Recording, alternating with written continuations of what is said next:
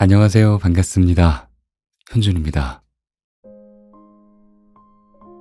오늘은 제가 오랜만에 재미있게 읽은 소설 한 권을 소개해 드리려고 합니다.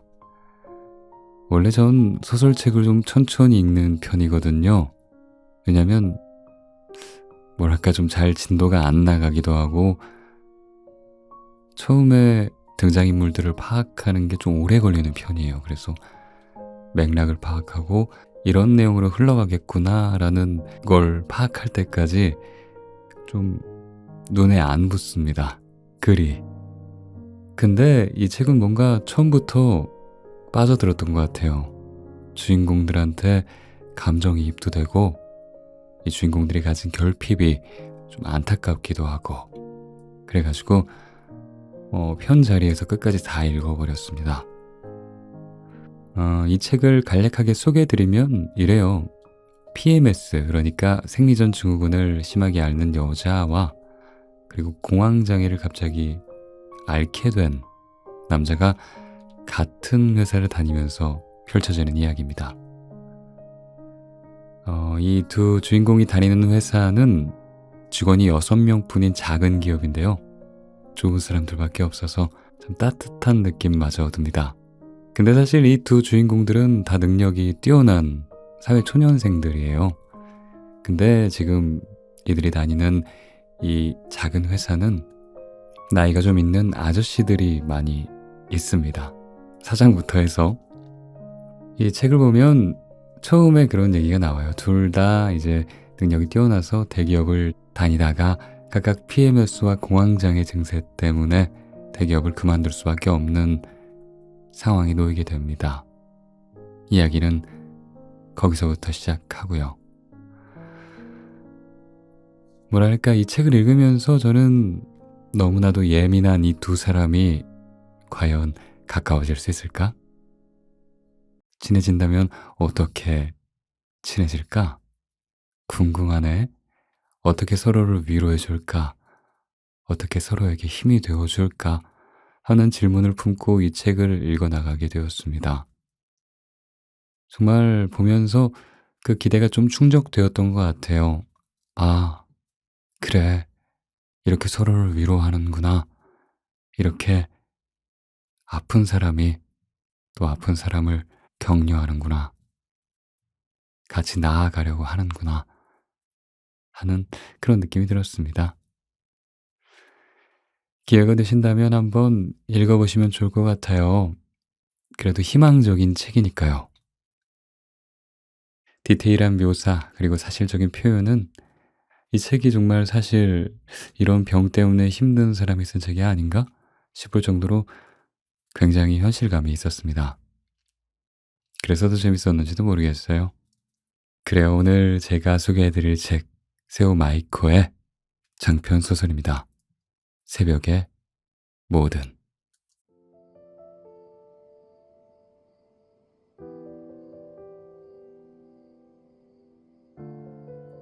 1장. 그 여자.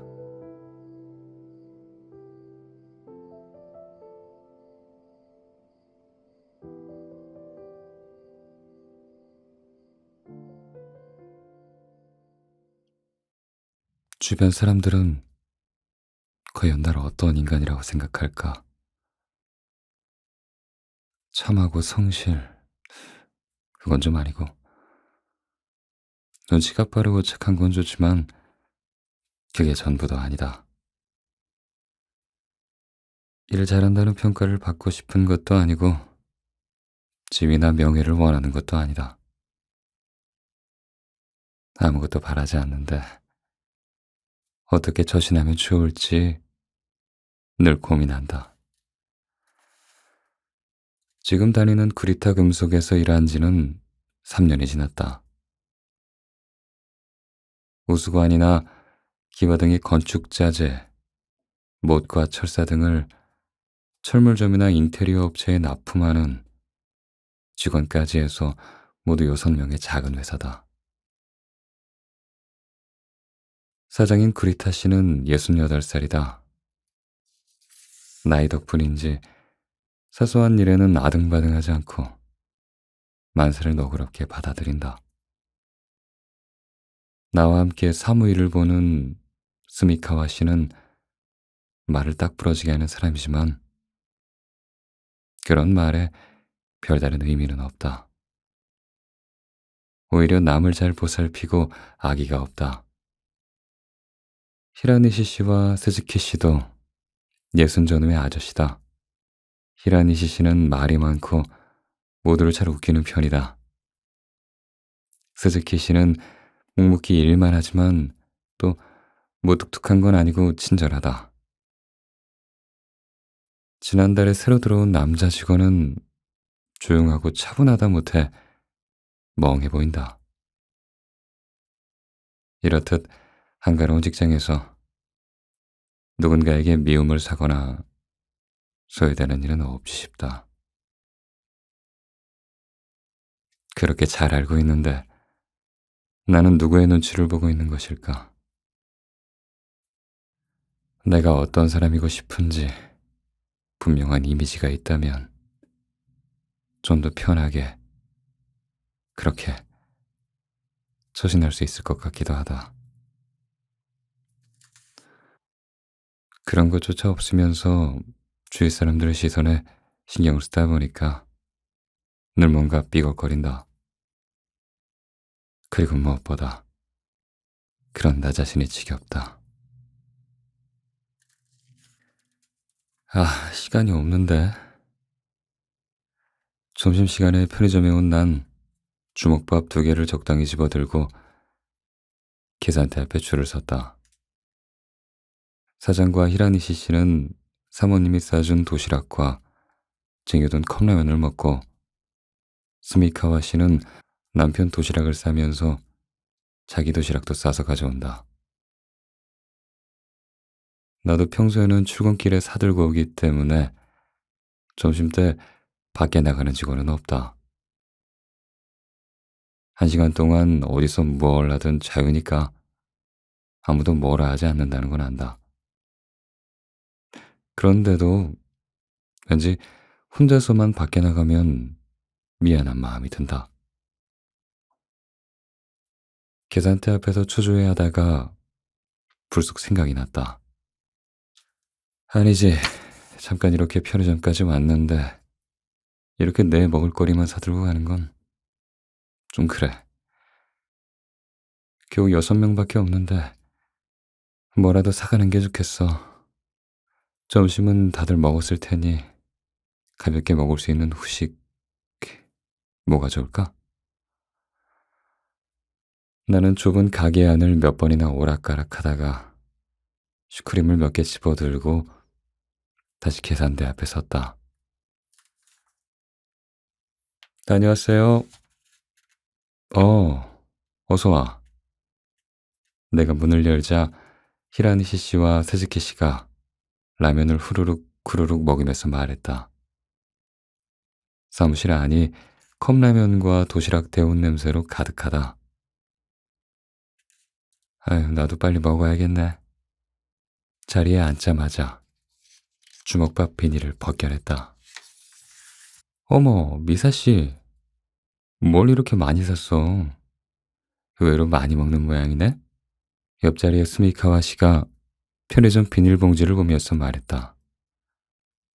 아니요. 다 같이 후식으로 드시라고 슈크림도 샀어요. 지금 나눠드리는 게 좋을까요? 혼자서 과자를 나눠주려 하니 어제 잘난 척 하는 게 아닌가 하는 기분도 든다. 나는 비닐봉지 속을 스미카 씨에게 보여주었다. 우와, 나도 마침 단 게 먹고 싶었는데 내가 차 끓일게. 스미카 씨가 자리에서 일어났다. 아, 차는 제가 끓일게요. 스미카 씨가 에이, 왜 그래. 사온 사람이 나눠줘야지. 스미카 씨는 그렇게 말하고 우리는 홍차 마시자 하면서 씩 웃었다. 네. 감사합니다. 나는 머리를 숙이면서 말했다. 1달 전에 입사한 야마조의 씨를 제외하면 모두가 아저씨인 직장. 달달한 거 드시면서 한숨 돌리세요. 이렇게 말을 하면서 나눠주면 분위기도 달달해질 텐데 뭔가 아양을 떠는 것 같아 눈꼴사 나올지도 모른다는 생각이 들어서 그냥 이거 드세요 하면서 테이블 한 구석에 두고 만다. 내 언행 따위는 그 누구도 신경 쓰지 않는다는 것쯤은 충분히 알고 있는데도 정말 한심하다. 죄송하지만 저는 배가 안 고파서. 자리로 돌아가니 야마조의 씨가 슈크림을 돌려주러 다가왔다. 네? 아, 이거요. 난 괜찮아요. 그럼 집에 가져가서 드세요. 아, 크림을 잘 못 먹어서요. 아, 그렇군요. 굳이 돌려줄 거 없이 집에 가져가도 되는데 나는 야마조의 씨에게 돌려받은 슈크림을 편의점 봉투에 다시 집어넣었다. 입사한 지 얼마 안 된 야마조의 씨는 이렇게 평온한 직장에서도 겉돌고 있다. 출근은 제일 늦게 하면서 일이 끝나면 부랴부랴 자리를 뜬다. 껌을 씹거나 사탕을 먹이면서 일하고 선배들과 교류하려는 생각도 없다. 인사하는 목소리는 작고 움직임은 굼뜨다. 게다가 다 같이 사용하는 냉장고에는 그의 탄산음료가 몇 개나 들어있다. 나보다 겨우 3살 아래인데 요즘 젊은 사람들은 다 이런가 싶어 놀라울 따름이다. 야마조의 씨? 굉장히 좋은 회사에 있었군. 그런데 왜 우리 회사에? 한 달 전 면접을 보러 온 야마조의 씨 앞에서 이력서를 훑어본 사장이 놀라 소리를 질렀다. 아, 그게 어딘가 모르게 초췌한 야마조의 씨는 맥없이 머리를 긁적거렸다. 그러고 보니 후지사와 씨도 예전엔 대기업에 다녔었지? 우리 회사가 규모는 아주 작아도 어느 분야에서는 참 평판이 좋은 건가? 어, 글쎄요. 사장이 물어서 나는 애매하게 대답하고 웃었다. 어느 분야에서도 이 회사에 대한 이야기를 들은 적은 없다. 자네 이제 겨우 25인데 괜찮겠어? 구리타 사장은 3년 전에 이 회사를 찾은 내게도 똑같은 질문을 했다. 결혼할 계획이 있는 것도 아니고 한창 젊은 25 나이에 괜찮으려나? 이런 회사에 와서. 미안하다는 듯 말하는 사장에게 나는 머리를 꾸벅 숙이며 대답했다. 그럼요. 부탁드릴게요. 긴장한 것일까? 야마조의 씨는 사장의 말에 아, 네 하고 기어 들어가는 소리로 대답하며 고개를 끄덕일 뿐이었다. 그래, 뭐 컨설팅 회사에 다녔으니까 어떻게 하면 구리타 금속이 지금보다 좀 더 발전할 수 있을지 조언도 해주고 그래. 구리타 사장은 그렇게 말하고 웃었는데 야마조의 씨가 일을 시작한 지 한 달, 조언은커녕 활약하는 장면조차 한 번 본 적이 없다. 그렇게 한 달 일을 떠올리고 있었는데 휴식하는 소리가 들렸다. 또 그 소리다. 돌아보니 탄산음료를 마시는 야마조 씨가 보였다. 탄산음료 뚜껑을 열 때 공기가 빠지는 소리. 참으로 귀에 거슬린다. 어? 이렇게 작은 소리가 귀에 거슬리다니. 나는 급하게 달력을 확인했다. 11월 7일. 아, 혹시 탄산음료를 몇 모금 마시고 뚜껑을 닫은 야마조의 씨가 졸려 보이는 얼굴로 책상에 놓인 소리를 훑기 시작했다. 이제 그만하고 점심이나 먹으려고 주먹밥을 한 입 물었는데 또 휴식 하는 소리가 울린다. 그 맥 빠진 소리에 가슴이 쿵쿵 뛰는 게 느껴진다. 아, 왜 그러는 거야. 그냥 뚜껑을 열었을 뿐이잖아. 그게 뭐 어쨌다고. 아직 괜찮아. 사흘이나 남았어. 마음을 진정시키려 호흡을 했지만 그 다음 뚜껑을 여는 소리에 몸이 바로 술렁거리면서 아, 탄산음료 좀 그만 마시면 좋겠는데 하는 말이 내 입에서 그냥 튀어나왔다. 아, 저만치에서 야마조의 씨가 멀거니 고개를 끄덕인다.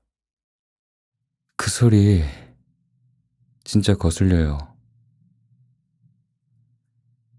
그냥 내버려 두면 되는데 내 입에서 계속 말이 튀어나왔다. 진정해, 진정하라고. 아직 그날이 아니니까 진정해. 이 짜증스러움은 그냥 기분 탓이야. 속으로는 그렇게 말하고 있었는데 또 말이 튀어나왔다. 아, 진짜 짜증나네. 아, 조금 전과 똑같은 반응. 야마조의 씨가 당황하는 것은 당연지사다. 고작 탄산음료 뚜껑 여는 소리에 이렇게 야단을 떨면 대책이 없다. 그렇게 생각하는 한편 억누를 길 없는 짜증이 부글부글 끓어오른다. 아, 탄산음료만 마시지 말고 일이나 하면 좋을 텐데. 심술이 뚝뚝 떨어지는 소리다. 내 입에서 나온 말에 내가 몸소리를 친다. 이제 그만하자. 아, 내가 어쩌고 있는지는 뒷전으로 돌리고 참으로 부끄럽다. 그래, 나 아직은 멈출 수 있다. 음, 뭐였지?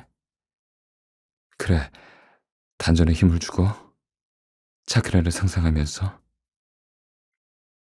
요가 수업에서 배운 것을 실천해 보려고 하지만 한번 어긋난 브레이크는 제자리로 돌아가지 않았다. 그때 스미카와 씨가 미사 씨, 차 한 잔 마시면서 좀 쉬자 하고 달래는데도 내가 뭐 이상한 말을 했나요? 하고 따지듯 목소리만 높아질 뿐이었다. 큰일 났다. 이쯤 되면 끝까지 가서 폭발시키지 않고는 짜증과 분노가 가시지 않을 것 같다. 내 마음인데, 내 몸인데,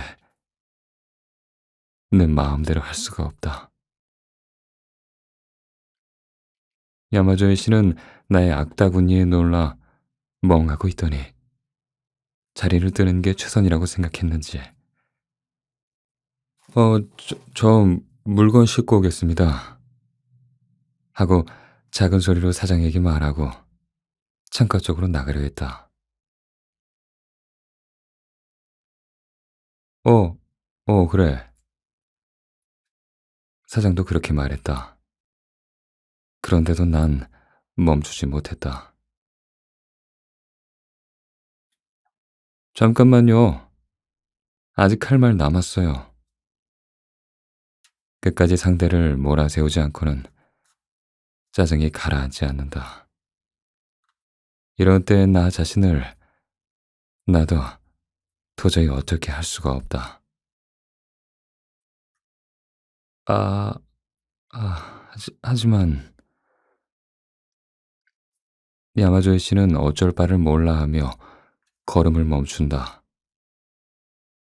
사장은 야마조에 씨의 등을 떠밀고 스미카와 씨는 알았으니까, 응? 미사 씨 하면서 내 책상에 찻잔을 내려놓는다. 잘 안다. 내가 모두를 난처하게 하고 있다는 걸. 그런데도 내 마음은 분노가 이끄는 대로 움직인다. 왜들 그렇게 말해요? 내가 이상한 사람인 것처럼. 도대체 왜 다들 슬쩍 넘어가려는 거야? 내 말이 아직 끝나지 않았다고. 난 아직 하고 싶은 말이 남았단 말이야. 그리고 앞으로 한 걸음 내딛는 순간 몸이 휘청거렸다. 땅이 꺼진 것처럼 몸이 붕 뜨는 느낌이 들었다. 손끝은 싸늘하게 체온을 잃어가는데 얼굴은 화끈 달아오른다. 아, 왔구나. 역시 온 거였어.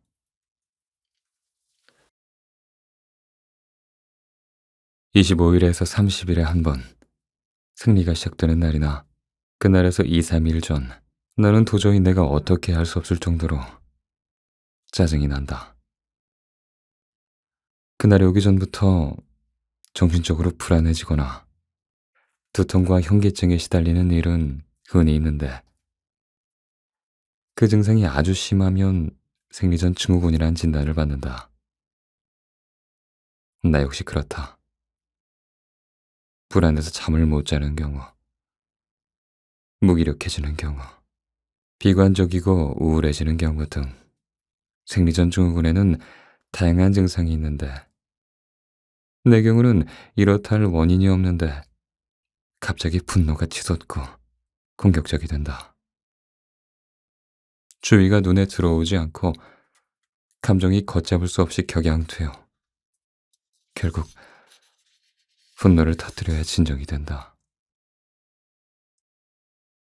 물론 병원에도 다녔고 좋다는 건 거의 다 해봤다. 피임약은 아버지가 혈전증이 있는 탓에 의사가 권하지 않아 사용은 못 해봤지만 주위에서 권하는 대로 한방약에 건강보조제는 물론 태극권에 요가에 필라테스까지 해봤다. 침도 맞아봤고 지압도 받았고 첨가물이나 농약이 제어신경계를 교란한다는 책을 보고 유기농 재료에 신경을 쓴 식사도 했다.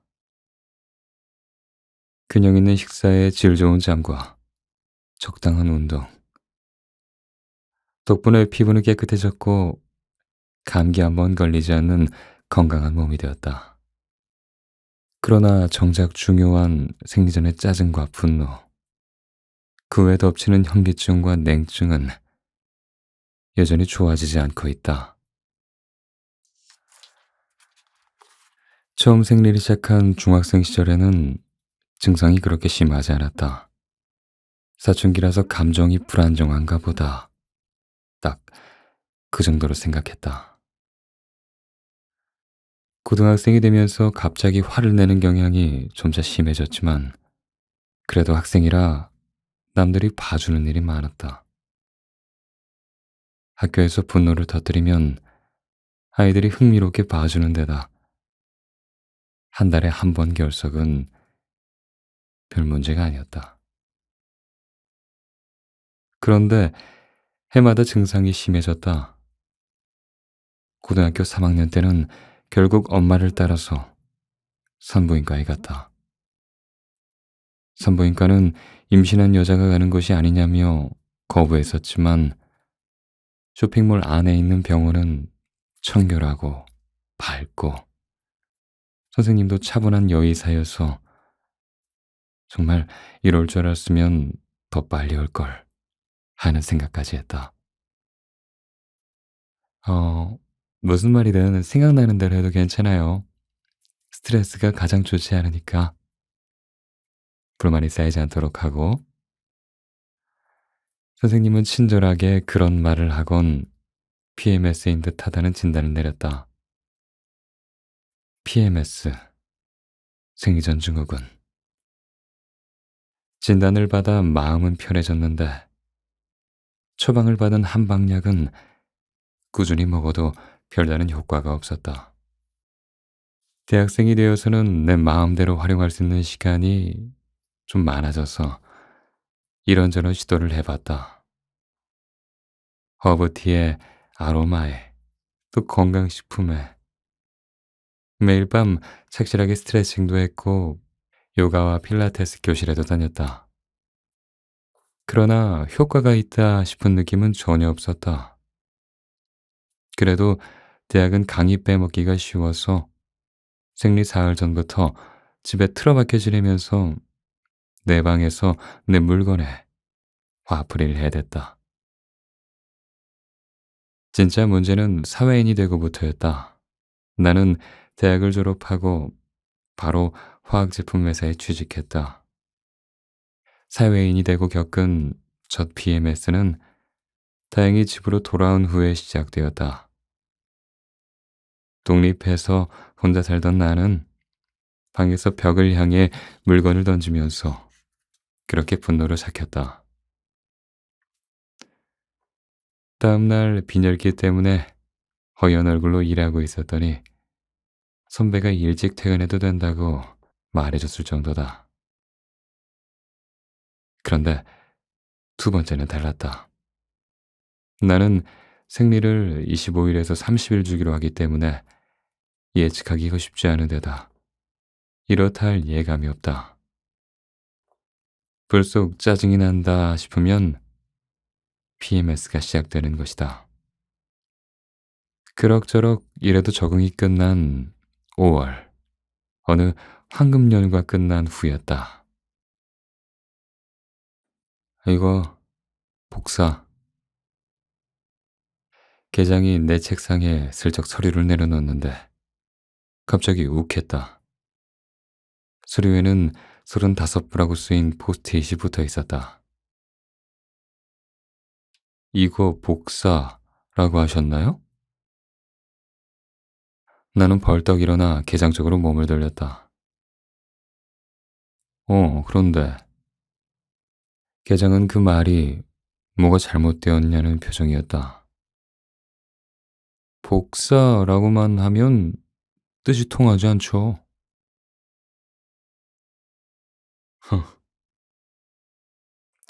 복사를 35부하라고 분명하게 말해주지 않으면 모른다고요.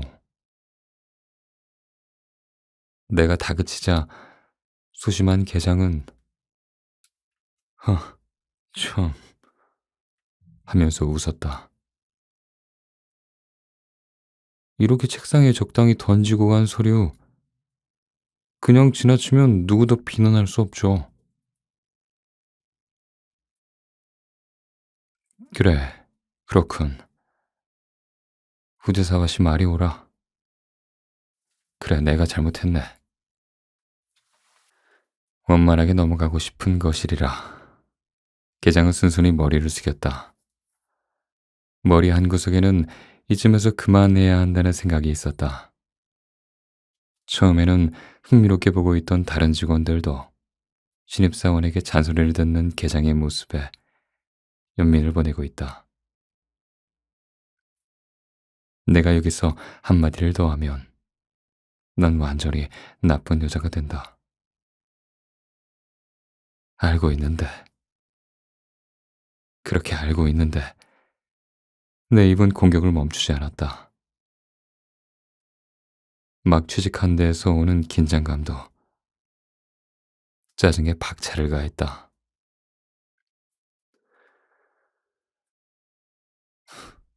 신입이니까 달래주면 그만이란 말투네요. 기분 나쁘게 들린 모양이군. 정말 아니야. 후지서 씨 말대로 서류는 신중하게 다뤄야 한다고 생각했는데 참 너그러운 사람이다. 게다가 내게 대단한 무슨 주장이 있는 것도 아니다. 복사 정도는 얼마든지 할 수 있다. 그런데도 부글부글 끓는 이 내 마음은, 이 내 안의 감정은 끝을 보지 않고는 사라지지 않는다. 아, 진짜 짜증나네. 그렇게 말하는데 눈물까지 주르륵 흘렀다. 주위 사람들은 나의 불안정한 정서에 기가 죽었고 집요함에는 넌더리를 내고 있었다.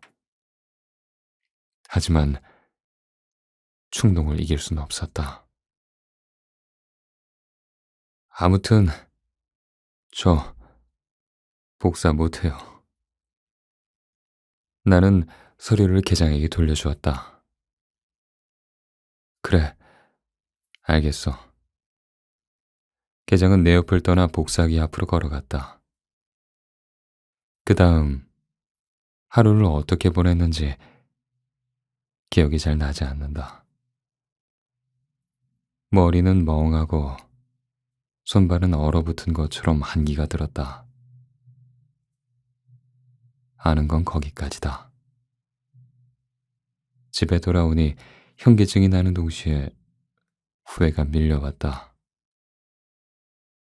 게장이 싫은 것도 아니고 잡일을 시키는 것이 불합리하다고 생각하지도 않는다. 그저 짜증이 나를 조종했을 뿐이다. 그러나 그런 변명을 그 누가 제대로 들어줄까? 게장에게 던진 말을 떠올리기만 해도 소름이 끼쳤다. 내일 어떤 표정으로 회사에 나가면 좋을까? 일이 손에 잡힐 것 같지 않다. 아니지. 어쩌면 내가 염려하는 것만큼 모두가 그렇게 문제시하고 있지는 않을 것이다. 괜찮을지도 모른다. 결과는 좋지 않다. 이런 일로 쉰다면 출근하기가 더 어려워진다. 간신히 자신을 채찍질해 다음날 마음을 굳히고 출근했다. 계장과 상사에게 공손하게 사과하고 몸이 안 좋아서 정신적으로 불안했던 것 같다고 말했다. 안색도 좋지 않아서 그랬는지 일을 막 시작한 탓에 스트레스가 클 것이야 라고 하면서 표면적으로는 용서해 주었다. 이 회사에 계속 다니고 싶고 사회인으로 살아가려 한다면 더 이상 실수해서는 안 된다는 걸 깨달았다.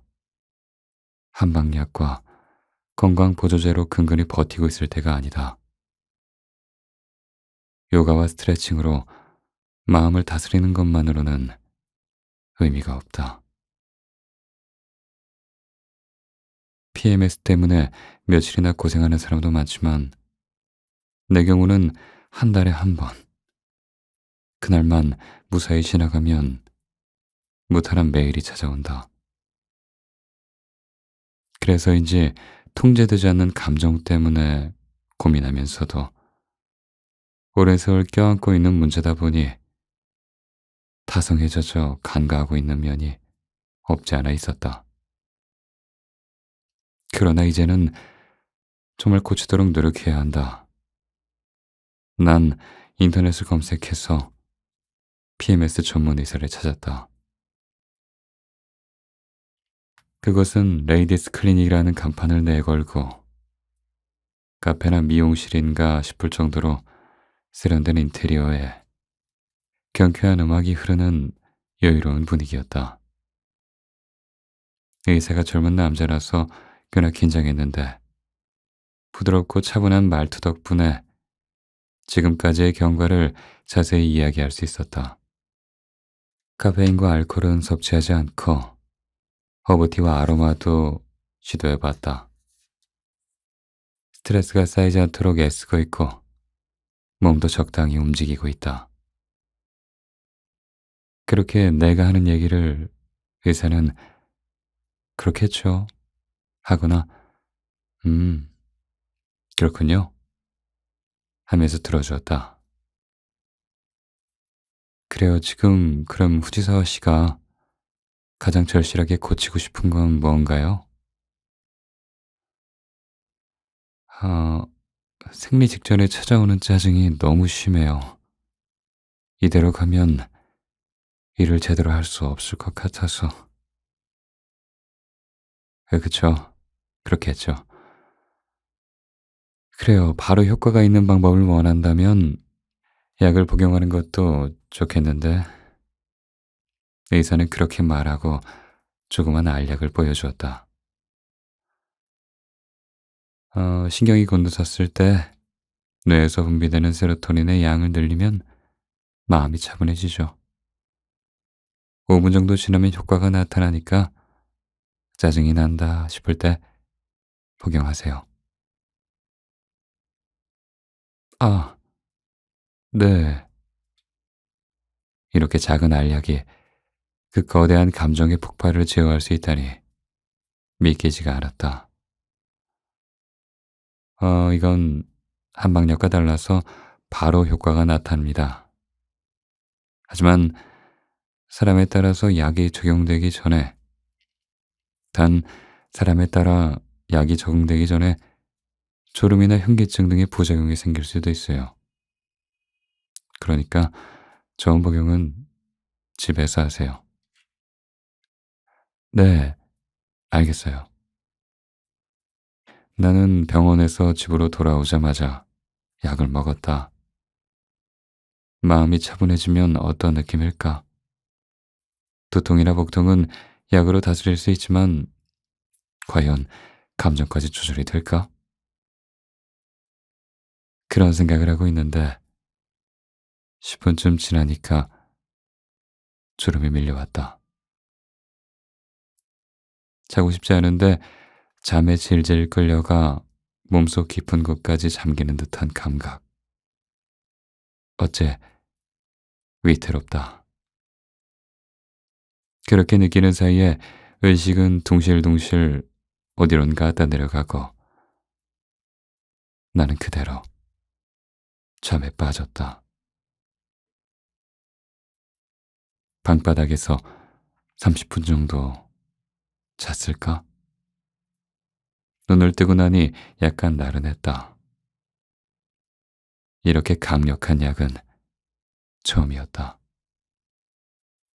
약의 효과에 놀라면서 평상시에 먹었으니 잠이 왔을 뿐이지 짜증날 때 먹으면 바로 호전되겠다고 생각했다. 의사도 이 약에 적응하면 특별한 부작용은 없다고 했다. 이 다음 PMS가 덮치면 그때 먹어봐야지. 달리 방법이 없으니까. 지난번 생리에서 24일째 되는 6월 1일. 조금 이르지만 여차하면 오늘일 수도 있다. 나는 회사에 출근하자마자 약을 먹었다. 여기는 직장이다. 긴장하고 있으니 그렇게 졸리지는 않을 거라고 생각했다. 그런데 10분 정도 지났을까? 잠이 쏟아졌다. 아, 안 되는데. 볼을 꼬집고 머리를 내저었다. 오지사와 씨, 회의실 준비 부탁해요. 상사인 후루야마 씨의 말에 네 하고 대답했는데 어째 목소리가 나오지 않는다. 듣고 있는 거야? 회의실 세팅 부탁한다고. 네, 알겠습니다. 하며 일어서는데 휘청 괜찮아? 아, 네. 대답을 잘하면 좋겠는데 머리가 멍해서. 빈혈이야? 라는 질문에 아니요, 그냥 좀 졸려서 하고 대답하는 바람에 후르야마 씨의 웃음을 사고 말았다. 움직이면 정신이 들겠지 해서 나는 회의실에 가 책상과 의자의 위치를 바꾸고 자료를 테이블 위에 놓았다. 머리와 몸의 움직임이 둔해서 평소보다 시간이 더 걸렸지만 그래도 잘 마무리할 수 있었다. 회의는 앞으로 몇 분 후에 시작된다. 잠시만, 잠시만 눈을 붙이고 나면 개운해질 거야. 그래, 선체로 자면 2, 3분이면 충분하겠지. 부작용 때문에 머리가 제대로 돌아가지 않는 탓인 거겠지. 나는 그렇게 생각하며 회의실 구석벽에 기대어 그대로 눈을 감았다. 그 다음 회의실에 들어온 모두의 목소리에 눈을 떴다. 어? 뭐야, 깜짝 놀랐네. 여기서 뭐 하는 거야? 몇몇 사람의 놀란 목소리가 들리고, 아니, 후지사와 씨, 설마 이러고 자고 있었어? 후르야마 씨가 어깨를 흔들어 눈을 떴다. 아, 저... 서 있는 줄 알았는데 나는 회의실 구석에 쪼그리고 앉아서 나도 모르게 잠에 빠져 있었다. 오늘 왜 그래? 아침부터 어이가 없네. 라고 말하는 후르야마 씨의 찡그린 얼굴이 보였다. 히스테리에 그 다음은 잠이야? 무섭네. 아이고 신입이 참 대단하다 하는 소리도 들렸다. 끝장이네 정말. 제 힘으로 조절할 수 없는 잠. 이런 약 다시는 먹을 수 없을 것 같았다. 그리고 이제 곧 그 끔찍한 폭발이 찾아온다. 회사에서 한 번 더 그런 상황이 벌어지면 모두가 날 황당한 사람이라고 여기리라. 그러기 전에 그래, 오늘 당장 사표를 내자. 이상한 사람이라고 여겨지면 일하기도 쉽지 않다. 1분도 여기 있을 수가 없어. 나는 도망치듯 화장실로 뛰어가 세수를 한 다음 그렇게 결심했다. 일자리를 잃는다는 것과 이런 자신을 그대로 드러낸 채 있는다는 것. 그 두 가지는 내게 똑같이 힘겨운 일이었다. 근무한 지는 2달째 되는 신입사원. 있으나 없으나. 아니, 내 경우는 없는 편이 더 나은 존재였을 것이다. 사직에 대한 미안함과 인수인계 등은 하지 않아도 될까? 하는 불안은 정말 불필요했던 것 같다. 내가 제출한 사직서는 뭐 아쉽지만 일이 맞지 않았나 보군. 어쩔 수 없지. 하는 말과 함께 바로 수리되었다. 일을 그만둔 뒤 생리가 시작되는 날부터 일주일 정도 집에서 지냈다. 그러나 생리전 증후군이 병인 건 아니다. 체력도 있으니 움직이고 싶다. PMS가 아닐 때 난 더없이 건강하다. 게다가 돈이 없으면 생활도 곤란해진다. 투덜거려 봐야 아무 소용이 없고 집에 틀어박혀 있으면 기분만 가라앉을 뿐이다. 난 생리가 끝나자마자 억지로 기분을 전환해 아르바이트 자리를 찾았다. 그리고 2년 정도 아르바이트를 하며 자유롭게 지냈다. 슈퍼마켓의 계산원, 레스토랑의 매장 점원, 승리가 시작되기 전만 아니면 주말에도 일했다. 혼자 생활할 만한 돈은 충분히 벌 수 있었다. 그런 한편 이대로 계속 살 수는 없다는 생각이 들었다. 10년 후, 20년 후에도 지금처럼 생활할 수 있을까? 하는 불안감이었다. 몸에 질 수는 없다. 생각해보면 한 달에 겨우 하루다. 그 정도 일에 묶여서 호송세월을 하고 싶진 않다. 회사를 그만둔 지 어느덧 2년, 25살이 되자 나는 일자리를 찾기 시작했다. 구인정보 사이트를 통해 융통성이 있을 만한 작은 회사를 찾아 면접을 보았다. PMS에 대해 솔직하게 얘기하자 몇 군데는 고개를 갸웃거리다가 불합격 의사를 밝혔다. 여섯 번째였던 구리타 금속의 면접에서 간신히 채용되었다. 아이고, 우리 며느리도 매일 짜증내고 매일 화를 내. 한 달에 한 번 신경이 곤두서고 스스로도 통제할 수 없을 만큼 신경질을 부린다고 털어놓자 사장은 그렇게 말했다. 나도 갱년기여서 그 심정 잘 알지. 스미카와 씨도 그렇게 말하고는 갱년기의 고통을 얘기해 주었다. 사실대로 털어놓아 부담은 덜었지만 실제로 내가 폭발하는 장면을 다들 본다면 어떻게 생각할까? 근데 그런 걱정은 필요 없었다. 몇 번이나 히스테리를 부렸는데도 사장은 느긋하게 대처해 주었다. 뭐, 괜찮아. 한 달에 한 번인데. 다른 날은 생글거리면서 일하잖아? 그러니까 아무 문제 없어. 스미카와 씨도 뭐 본인이 힘들겠지만 구경하는 우리야 오히려 재밌었는걸? 하면서 웃었다. 그런 두 사람의 영향 덕분인지 히라니시 씨도 스즈키 씨도 어이구 나도 후지사와 씨에게 찍히지 않도록 열심히 일해야겠어.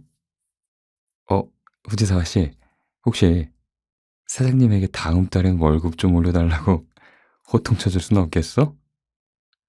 하는 식으로 나의 짜증을 재밌게 넘겨주었다. 하는 일은 단순했지만 정말 일하는 환경은 최고인 직장이었다.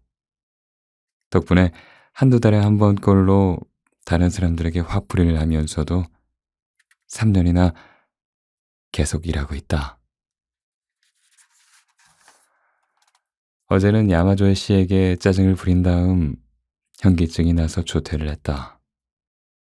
처음에는 조퇴를 하자니 죄책감이 들었지만 회사 규모가 작고 업무량이 적어 그런지 누구 하나가 2, 3일 쉰다고 해서 업무에 지장이 생기는 일은 없었다. 모두가 별로 신경 쓰지 않았다. 어제 제가 소란 피워서 죄송해요. 아침부터 사과하면서 쿠키를 나눠주었다. 어? 마침 오늘 단 걸 먹고 싶었는데 말이야. 사장은 그렇게 웅수하며 웃었다. 그래, 뭐 언젠가 야마조에 씨 차례가 올 줄 알았지. 히라니시 씨도 그렇게 말하면서 바로 쿠키 봉투를 뜯었다. 그 사람이 좀 맹하잖아. 그렇게 후지사와 씨에게 혼나고 오늘도 여태 안 나타나는 거 보라고. 나 같으면 말이야. 혼난 다음 날에는 3배로 일할 텐데. 호탕한 히라니시 씨는 무슨 일이든 농담으로 넘긴다. 처음에는 어디까지가 진담인지 몰라서 당황스러웠는데 지금은 그 농담에 외려 안도한다. 어, 죄송합니다. 제가 좀 늦었죠? 이제 막 일을 시작해야 하는 시간에 아슬아슬하게 야마조의 씨가 등장했다. 아, 저, 이거, 이거 드세요. 아, 네. 내가 쿠키를 책상에 놓자 야마조의 씨가 머리를 숙였다. 어제는요, 어젠 짜증 부려서 정말 미안했어요. 괜찮습니다.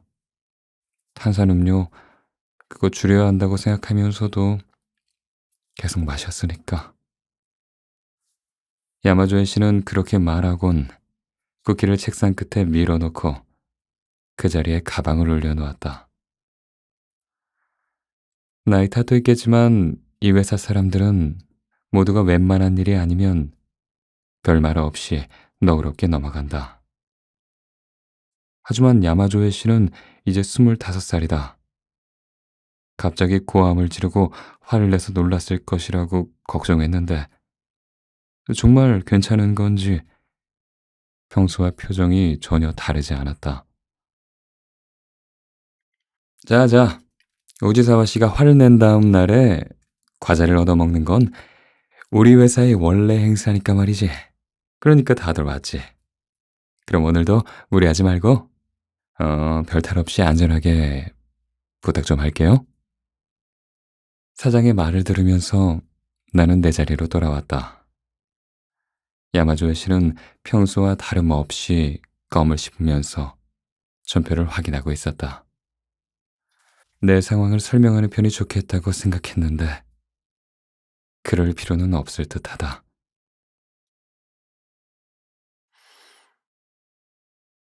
야마조의 씨 진짜 묻어나네. 스미카와 씨의 말에 나는 고개를 끄덕이며 대꾸했다. 그러게요. 다행이죠, 뭐. 컴퓨터를 켜고 일을 시작한다. 오늘도 5시까지 열심히 일해야지. 어제 패를 끼친 만큼 메워 놓아야지. 그렇게 나는 숨을 한 번 내쉬고 전표 정리를 시작했다. 11월도 하순에 접어들자 가을의 끄트머리를 건너뛰듯 추운 날이 이어졌다. 아, 이렇게 날이 추우면 이런데 청소하기가 좀 싫어진다니까. 스미카와 씨가 온수기 옆에 싱크대 주변을 닦으며 그렇게 말했다. 낡은 싱크대는 매일 빈틈없이 청소를 해도 물때가 끼어 있다. 남자들은 이래도 괜찮나 모르겠네. 저도 별 상관 없는데요. 정말? 내 말에 스미카와 씨는 의심스럽다는 듯 되물었다. 혼자 사니까 뭐 청소기도 일주일에 한 번 돌리는 정도죠. 그 정도예요. 꼼꼼한 사람으로 여겨지는 일이 많지만 나는 의외로 대충대충이다. 꼼꼼하다는 말을 들으면 사람들 눈치를 살피는 나약함을 지적당하는 것 같은 느낌이 든다. 대충대충 해낸다고 여겨지는 정도가 딱 적당하다. 사실 사흘에 한 번은 청소기를 돌리지만 조금 과장되게 일부러 그렇게 말했다. 나는 매일 돌려야 되는데 남편이랑 아이들이 얼마나 흘려대는지 참. 퇴근하기 전 나와 스미카와 씨 둘이서 사무실 청소를 한다. 누가 시킨 것도 아닌데 달리할 사람도 없고 일거리가 많은 것도 아니어서 알아서 하고 있다.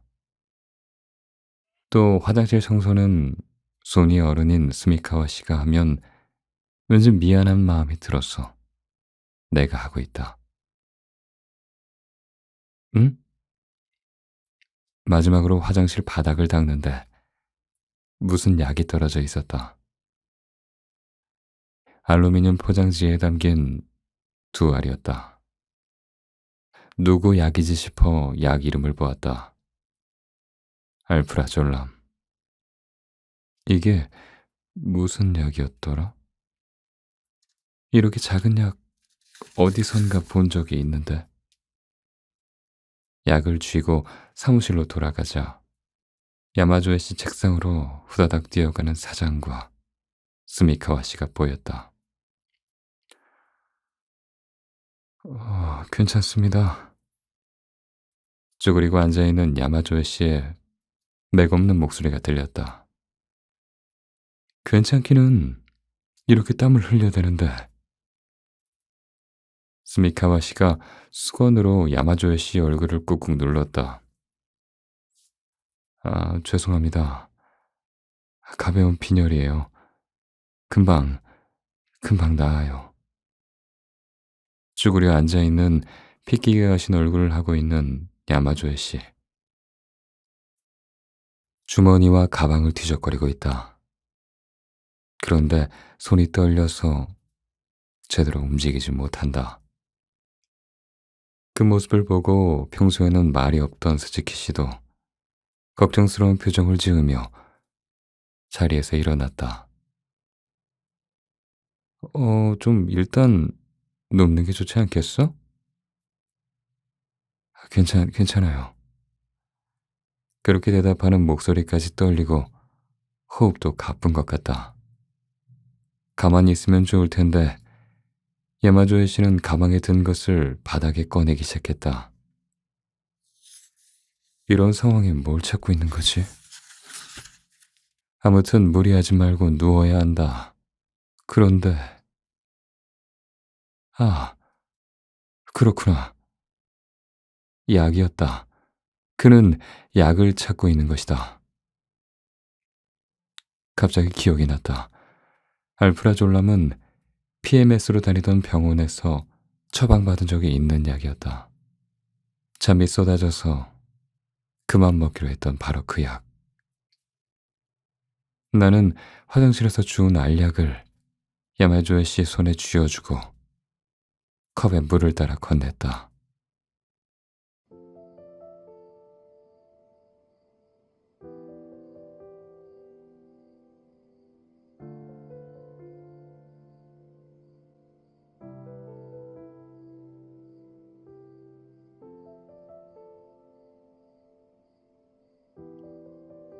주변 사람들은 과연 나를 어떤 인간이라고 생각할까? 참하고 성실, 그건 좀 아니고. 눈치가 빠르고 착한 건 좋지만 그게 전부도 아니다. 일 잘한다는 평가를 받고 싶은 것도 아니고 지위나 명예를 원하는 것도 아니다. 아무것도 바라지 않는데 어떻게 처신하면 좋을지 늘 고민한다. 지금 다니는 구리타 금속에서 일한 지는 3년이 지났다. 우수관이나 기와등의 건축자재, 못과 철사 등을 철물점이나 인테리어 업체에 납품하는 직원까지 해서 모두 6명의 작은 회사다. 사장인 구리타 씨는 68살이다. 나이 덕분인지 사소한 일에는 아등바등하지 않고 만사를 너그럽게 받아들인다.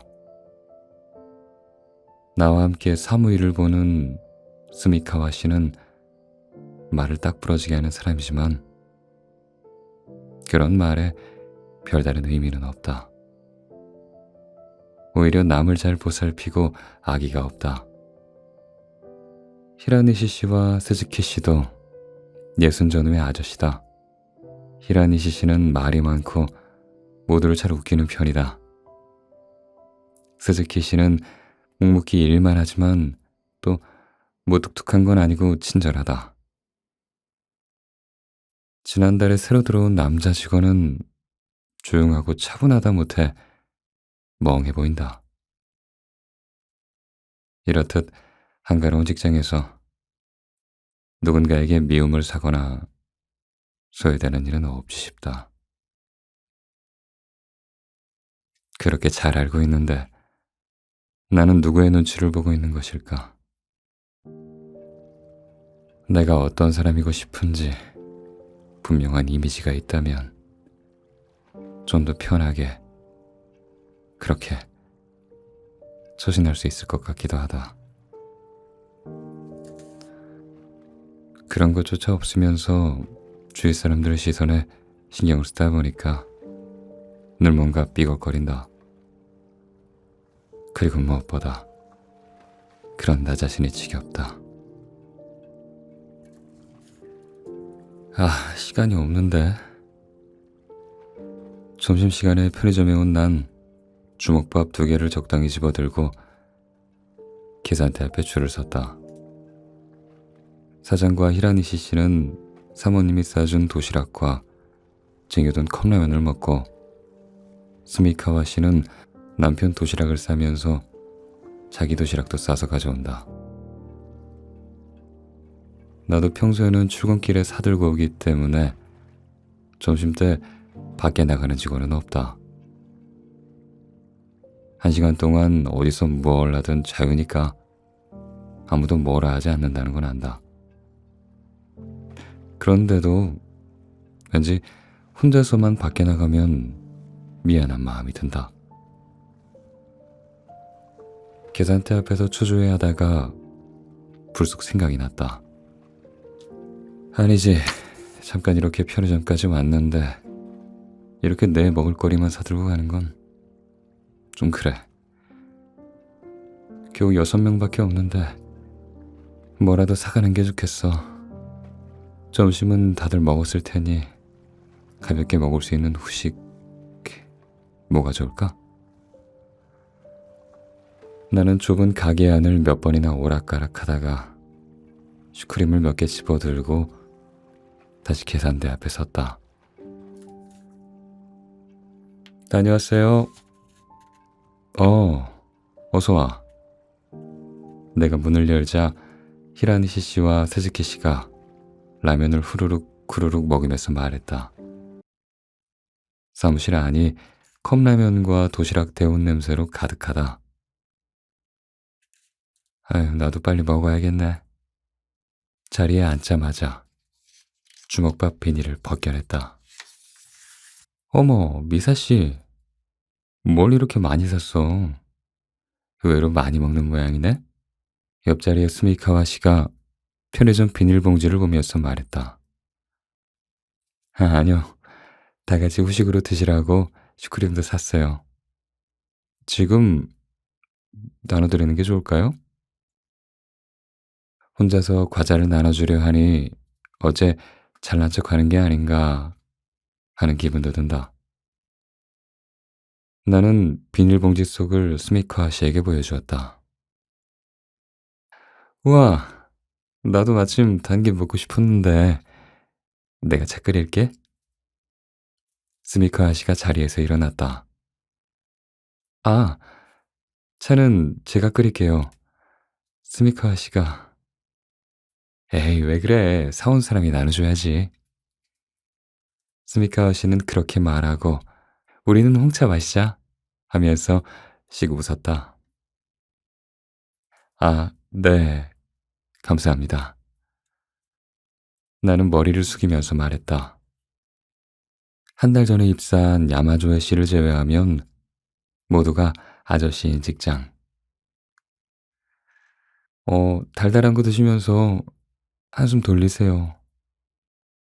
이렇게 말을 하면서 나눠주면 분위기도 달달해질 텐데 뭔가 아양을 떠는 것 같아 눈꼴 사나울지도 모른다는 생각이 들어서 그냥 이거 드세요 하면서 테이블 한 구석에 두고 만다. 내 언행 따위는 그 누구도 신경 쓰지 않는다는 것쯤은 충분히 알고 있는데도 정말 한심하다. 죄송하지만 저는 배가 안 고파서. 자리로 돌아가니 야마조의 씨가 슈크림을 돌려주러 다가왔다. 네? 아, 이거요. 난 괜찮아요. 그럼 집에 가져가서 드세요.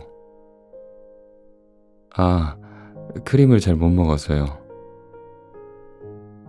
아, 그렇군요. 굳이 돌려줄 거 없이 집에 가져가도 되는데 나는 야마조의 씨에게 돌려받은 슈크림을 편의점 봉투에 다시 집어넣었다.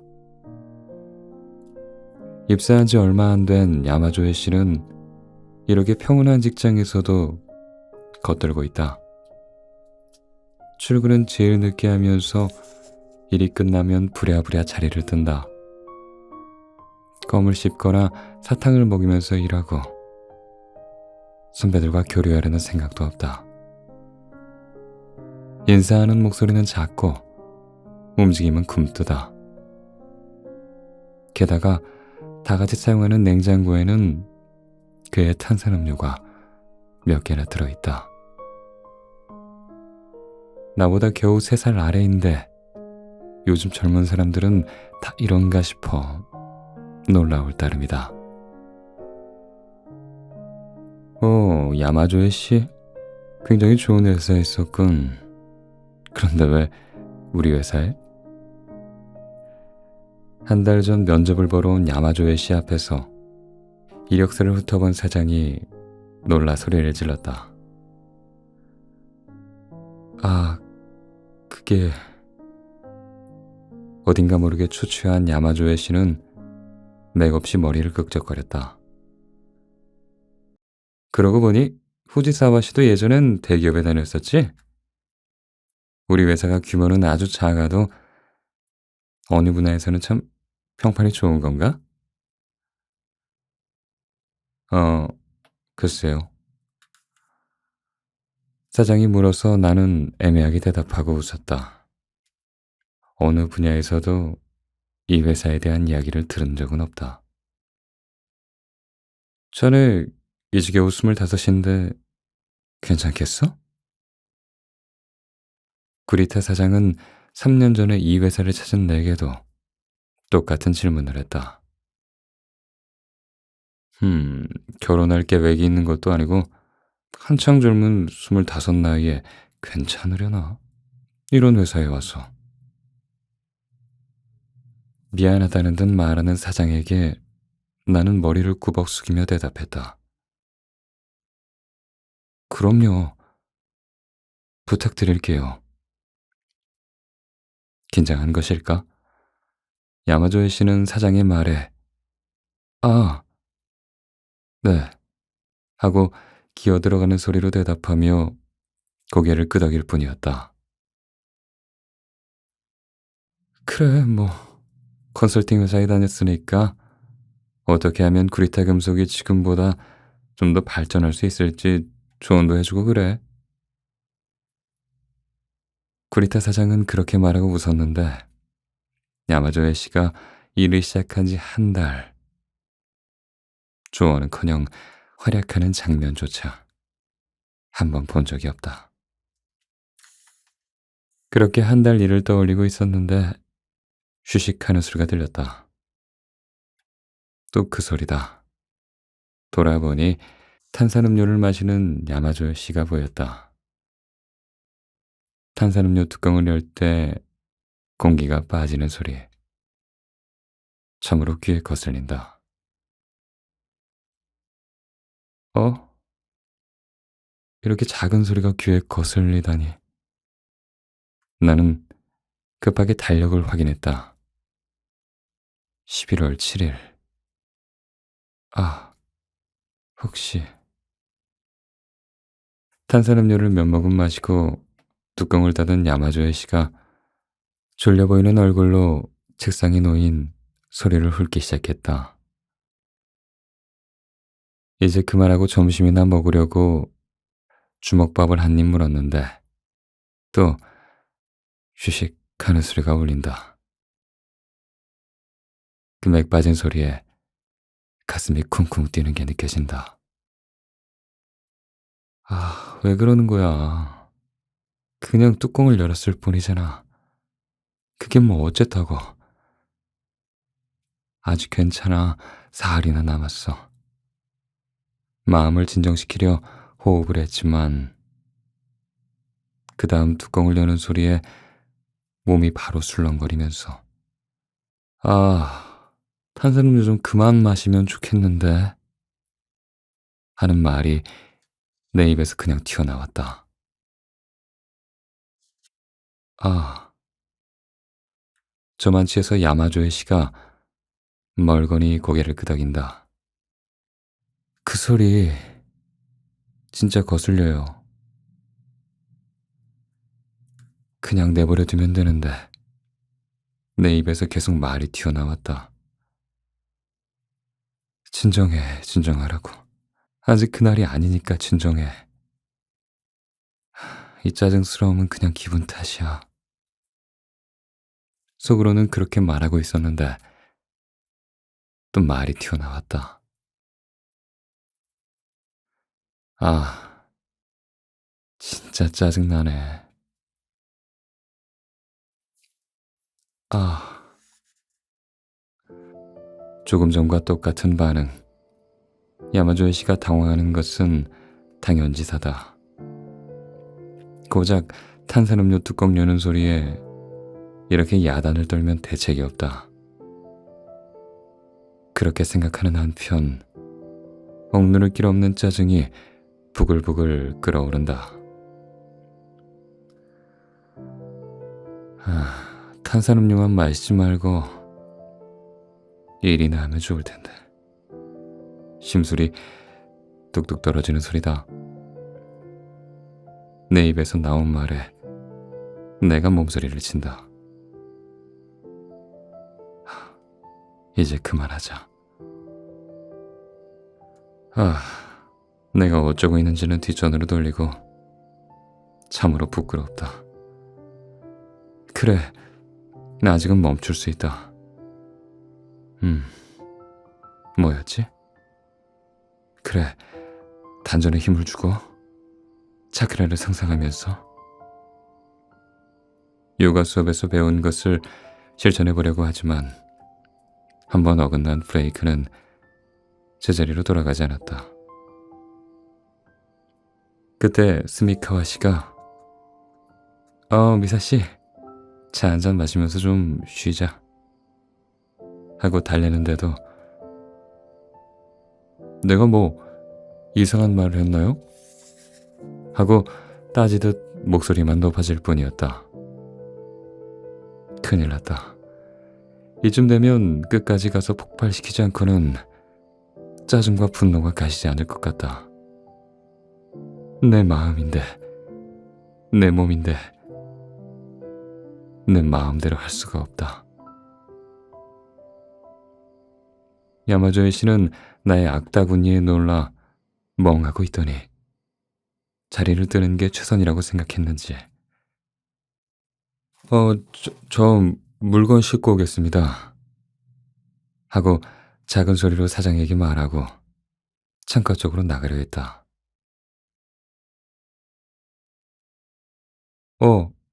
그래. 사장도 그렇게 말했다. 그런데도 난 멈추지 못했다. 잠깐만요. 아직 할 말 남았어요. 끝까지 상대를 몰아세우지 않고는 짜증이 가라앉지 않는다. 이런 때엔 나 자신을 나도 도저히 어떻게 할 수가 없다. 아, 하지만 야마조의 씨는 어쩔 바를 몰라 하며 걸음을 멈춘다. 사장은 야마조의 씨의 등을 떠밀고 스미카와 씨는 알았으니까, 응? 미사 씨 하면서 내 책상에 찻잔을 내려놓는다. 잘 안다. 내가 모두를 난처하게 하고 있다는 걸. 그런데도 내 마음은 분노가 이끄는 대로 움직인다. 왜들 그렇게 말해요? 내가 이상한 사람인 것처럼. 도대체 왜 다들 슬쩍 넘어가려는 거야? 내 말이 아직 끝나지 않았다고. 난 아직 하고 싶은 말이 남았단 말이야. 그리고 앞으로 한 걸음 내딛는 순간 몸이 휘청거렸다. 땅이 꺼진 것처럼 몸이 붕 뜨는 느낌이 들었다. 손끝은 싸늘하게 체온을 잃어가는데 얼굴은 화끈 달아오른다. 아, 왔구나. 역시 온 거였어.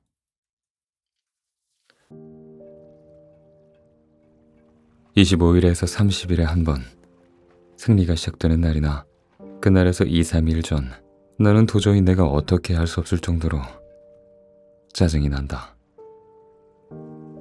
그날이 오기 전부터 정신적으로 불안해지거나 두통과 현기증에 시달리는 일은 흔히 있는데 그 증상이 아주 심하면 생리전 증후군이란 진단을 받는다. 나 역시 그렇다.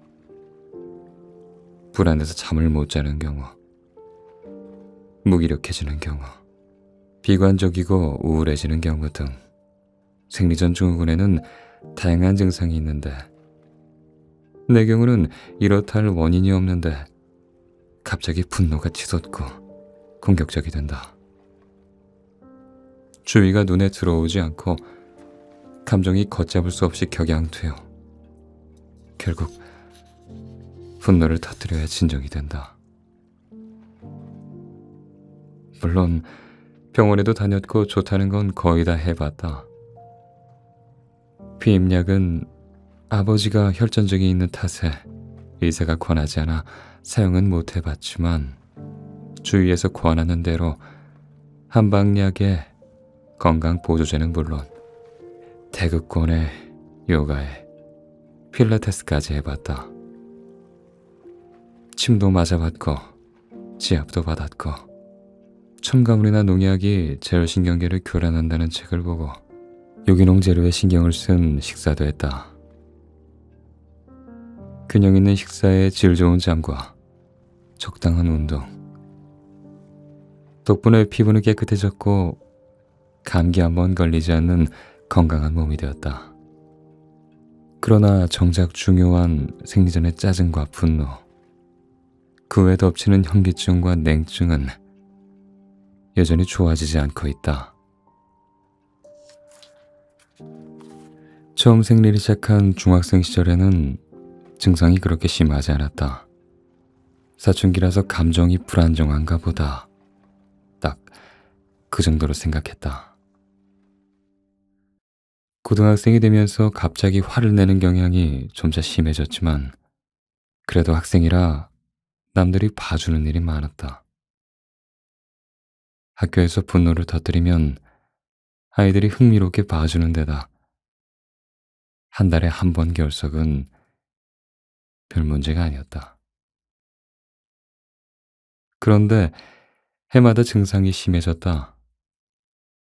고등학교 3학년 때는 결국 엄마를 따라서 산부인과에 갔다.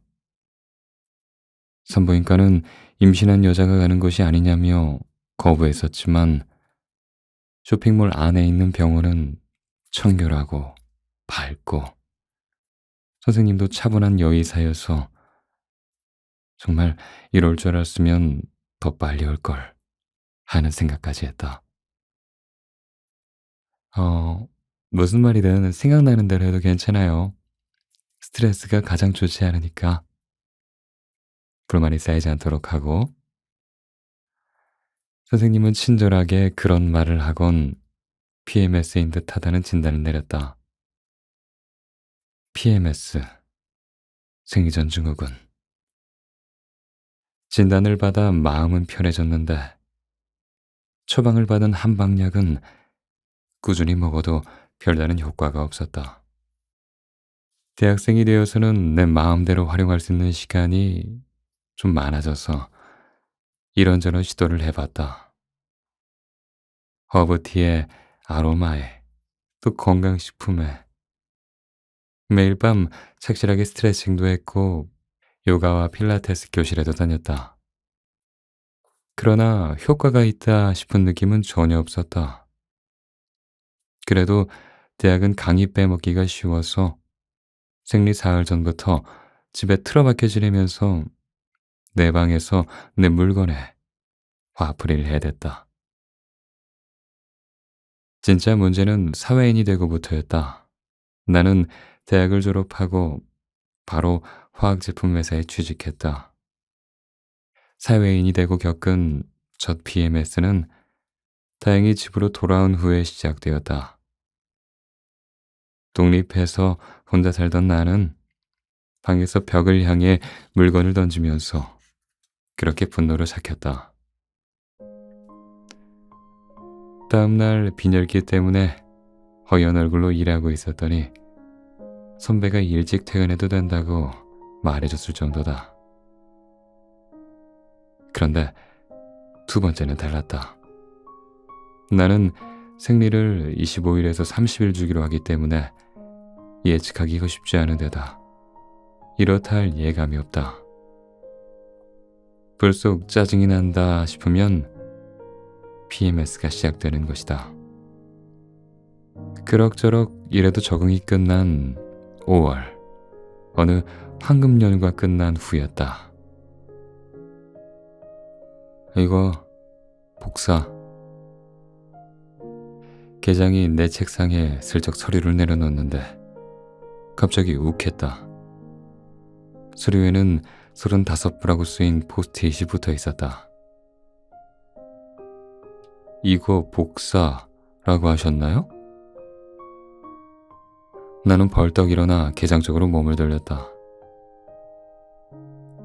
그런데 계장은 그 말이 뭐가 잘못되었냐는 표정이었다. 복사라고만 하면 뜻이 통하지 않죠.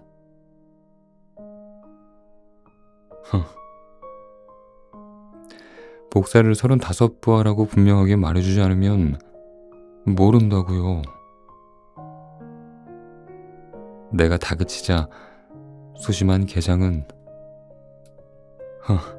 참 하면서 웃었다. 이렇게 책상에 적당히 던지고 간 서류 그냥 지나치면 누구도 비난할 수 없죠. 그래, 그렇군. 후지사와 씨 말이 옳아. 그래, 내가 잘못했네. 원만하게 넘어가고 싶은 것이리라. 계장은 순순히 머리를 숙였다. 머리 한 구석에는 이쯤에서 그만해야 한다는 생각이 있었다. 처음에는 흥미롭게 보고 있던 다른 직원들도 신입사원에게 잔소리를 듣는 계장의 모습에 연민을 보내고 있다. 내가 여기서 한마디를 더 하면 난 완전히 나쁜 여자가 된다. 알고 있는데, 그렇게 알고 있는데 내 입은 공격을 멈추지 않았다. 막 취직한 데에서 오는 긴장감도 짜증에 박차를 가했다.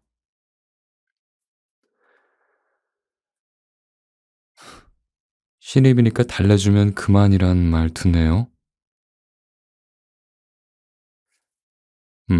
기분 나쁘게 들린 모양이건. 정말 아니야. 후지사와 씨 말대로 서류는 신중하게 다뤄야 한다고 생각했는데 참 너그러운 사람이다. 게다가 내게 대단한 무슨 주장이 있는 것도 아니다.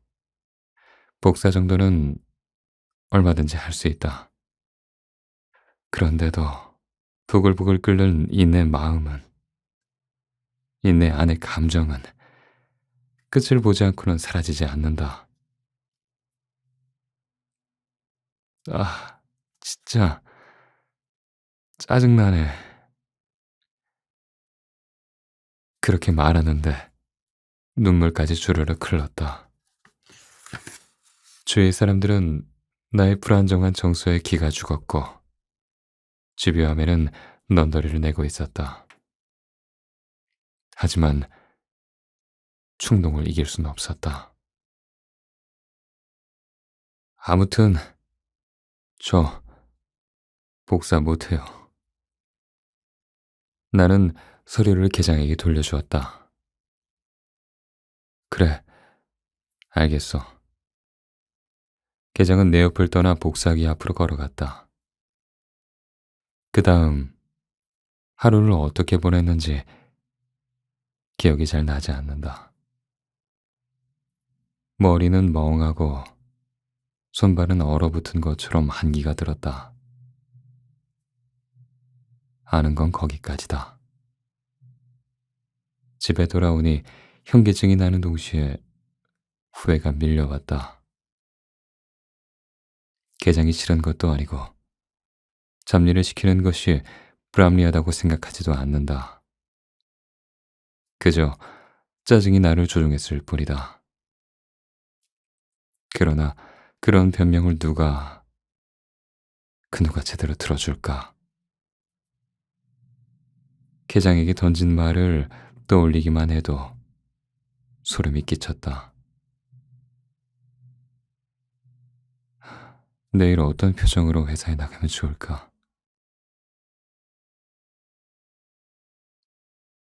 일이 손에 잡힐 것 같지 않다. 아니지. 어쩌면 내가 염려하는 것만큼 모두가 그렇게 문제시하고 있지는 않을 것이다. 괜찮을지도 모른다. 결과는 좋지 않다. 이런 일로 쉰다면 출근하기가 더 어려워진다. 간신히 자신을 채찍질해 다음날 마음을 굳히고 출근했다. 계장과 상사에게 공손하게 사과하고 몸이 안 좋아서 정신적으로 불안했던 것 같다고 말했다. 안색도 좋지 않아서 그랬는지 일을 막 시작한 탓에 스트레스가 클 것이야 라고 하면서 표면적으로는 용서해 주었다. 이 회사에 계속 다니고 싶고 사회인으로 살아가려 한다면 더 이상 실수해서는 안 된다는 걸 깨달았다. 한방약과 건강보조제로 근근히 버티고 있을 때가 아니다. 요가와 스트레칭으로 마음을 다스리는 것만으로는 의미가 없다. PMS 때문에 며칠이나 고생하는 사람도 많지만 내 경우는 한 달에 한 번. 그날만 무사히 지나가면 무탈한 매일이 찾아온다. 그래서인지 통제되지 않는 감정 때문에 고민하면서도 오랜 세월 껴안고 있는 문제다 보니 타성에 젖어 간과하고 있는 면이 없지 않아 있었다.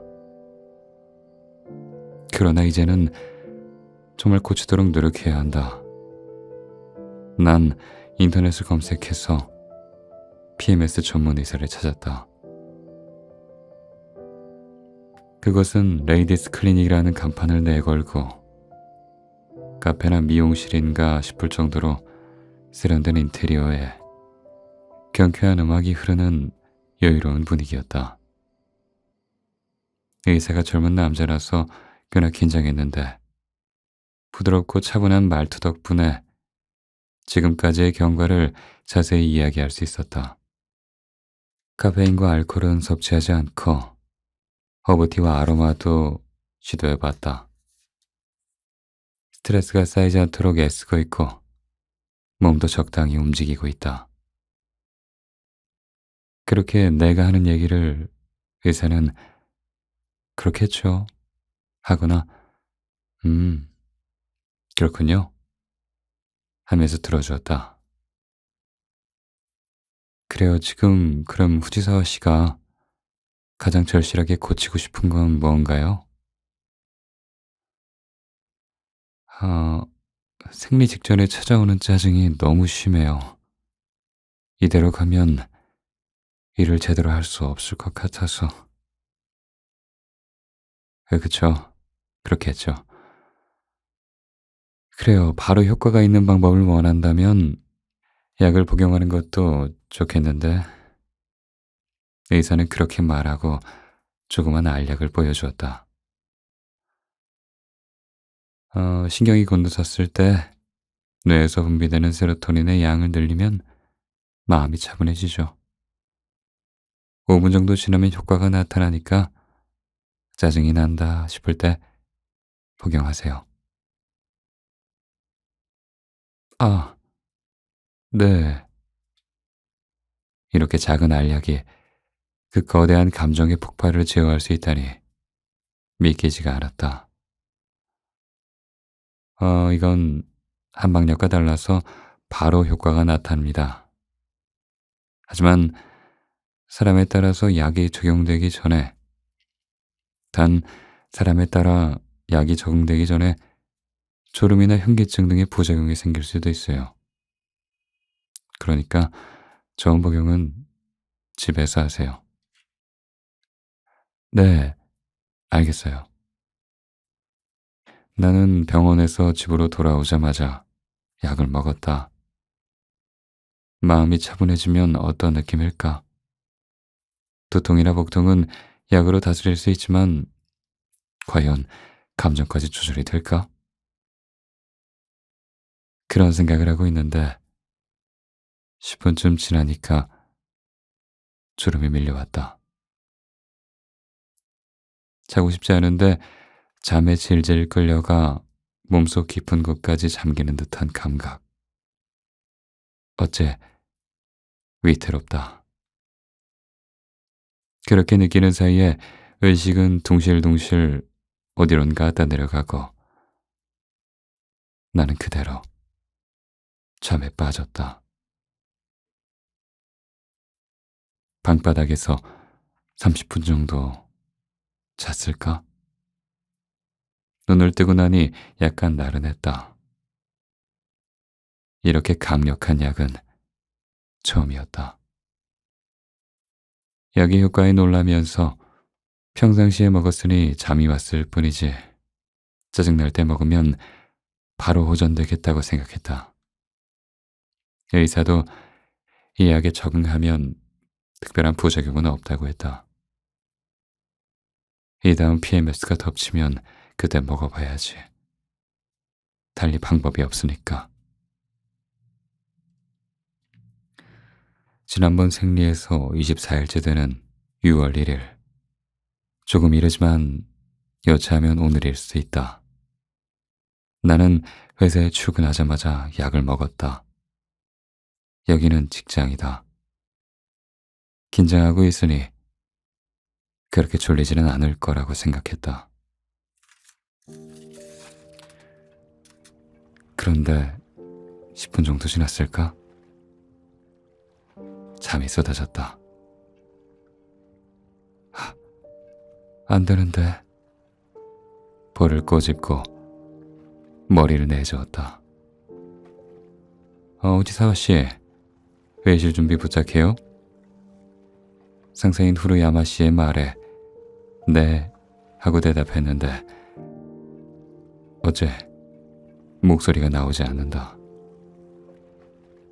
듣고 있는 거야? 회의실 세팅 부탁한다고.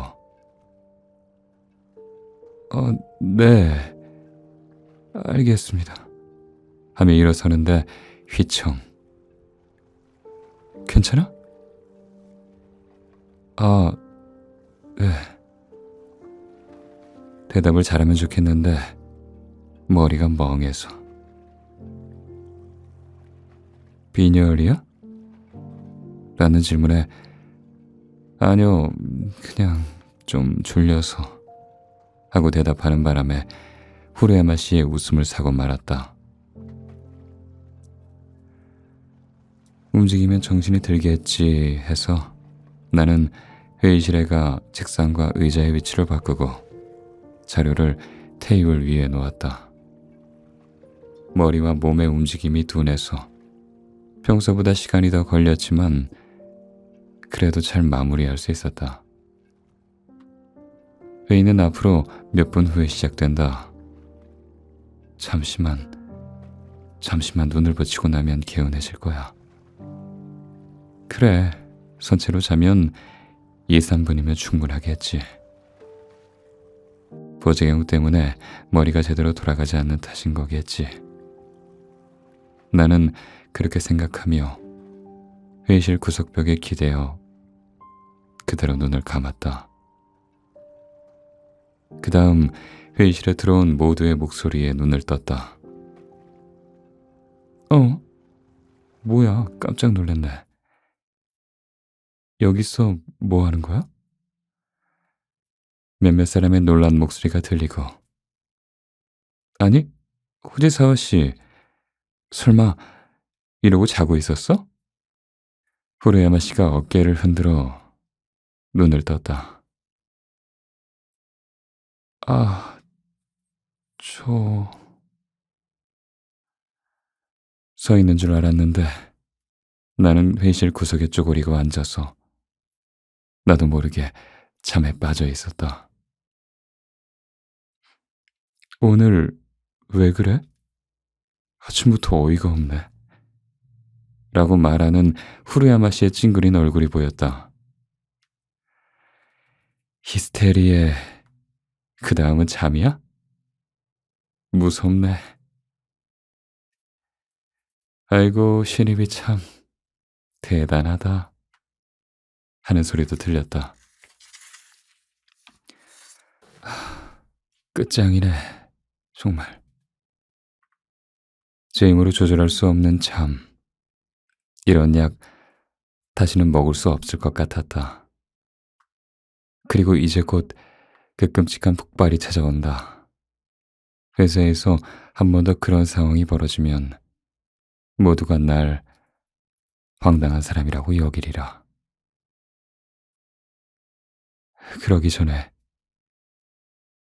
그래, 오늘 당장 사표를 내자. 이상한 사람이라고 여겨지면 일하기도 쉽지 않다. 1분도 여기 있을 수가 없어. 나는 도망치듯 화장실로 뛰어가 세수를 한 다음 그렇게 결심했다.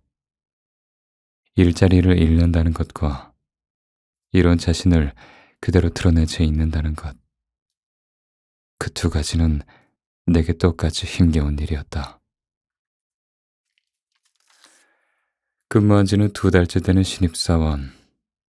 있으나 없으나. 아니, 내 경우는 없는 편이 더 나은 존재였을 것이다.